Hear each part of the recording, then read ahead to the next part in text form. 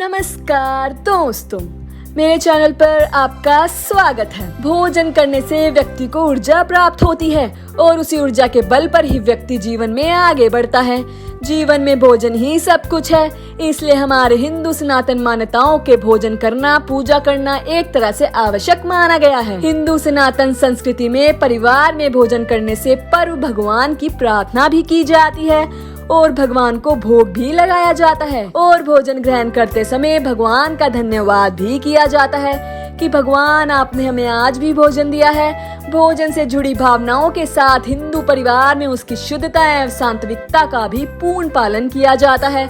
लेकिन उसके बाद भोजन करते समय भी शास्त्रों में कुछ बातें बताई गई हैं, जिनका पालन करना प्रत्येक व्यक्ति के लिए बहुत आवश्यक होता है। अगर आप शास्त्रों में वर्णित नियमों का पालन नहीं करते हैं तो आपके जीवन में बहुत परेशानी आ सकती है और आपको पता भी नहीं चलेगा कि किस कारण से आपके घर में समस्याएं आ रही हैं, क्योंकि आप सोचेंगे कि मैं गलत कभी किसी से बोलता नहीं और किसी भी व्यक्ति के साथ कुछ गलत करने की सोचता भी नहीं हूँ। मैं कभी झूठ भी नहीं बोलता हूँ, सत्य व्रत का पालन करता हूँ, फिर भी मेरे साथ समस्याएं आ रही हैं। तो अगर आप अपने जीवन में छोटी छोटी बातों पर ध्यान रखेंगे तो आप समझ सकेंगे कि आपके जीवन में परेशानियां क्यों आ रही हैं।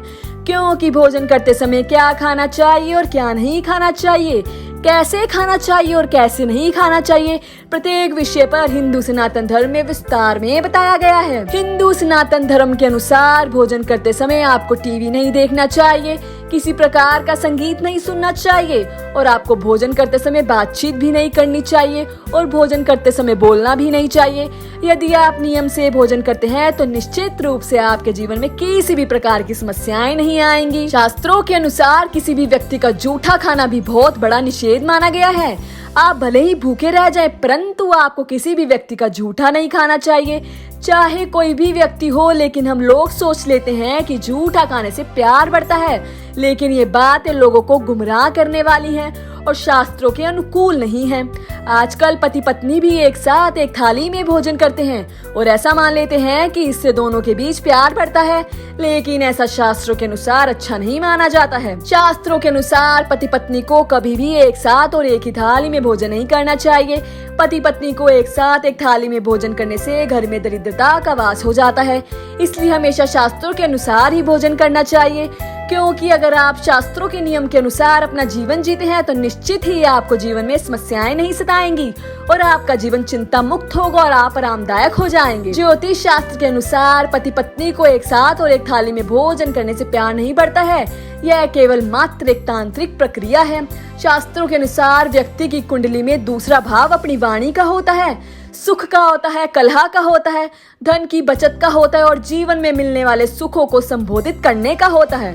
अगर दूसरे भाव में व्यक्ति की वाणी और भाषा पर नकारात्मक प्रभाव होता है तो आपकी भाषा में कड़वाहट का भाव आता है और बहुत सारे दुष्प्रभाव आपके जीवन में देखने को मिलते हैं। यदि हम किसी का जूठा खाते हैं तो हमारे जीवन में कई तरह के बुरे प्रभाव भी पड़ते हैं, जैसे कि व्यक्ति के सुखों में कमी आती है, घर परिवार में कलह बढ़ जाती है और भोग विलास में भी कमी आती है। इतना ही नहीं, हम जिसका झूठा खाते हैं उसके अशुद्ध विचार, यदि वो व्यक्ति अशुद्ध विचारों वाला है, ऊपर से आपको प्यार दिखा रहा होता है और अंदर से वो व्यक्ति काला है, तो उसके अशुद्ध विचार हमारे मन में घर कर जाते हैं, क्योंकि हम उस व्यक्ति का झूठा खा रहे होते हैं। इसका सबसे बुरा असर हमारे धन क्षेत्र में होता है। किसी का जूठा खाने से हमारे धन की हानि होने लगती है और किसी का जूठा खाने से हमारे जो धन एकत्रित करने की क्षमता होती है वह भी कम हो जाती है। उम्मीद करती हूँ हमारी वीडियो द्वारा दी गई जानकारी आपको अच्छी लगी होगी। ऐसी और जानकारी के लिए वीडियो को लाइक करें और प्लीज हमारे चैनल को सब्सक्राइब करें। धन्यवाद।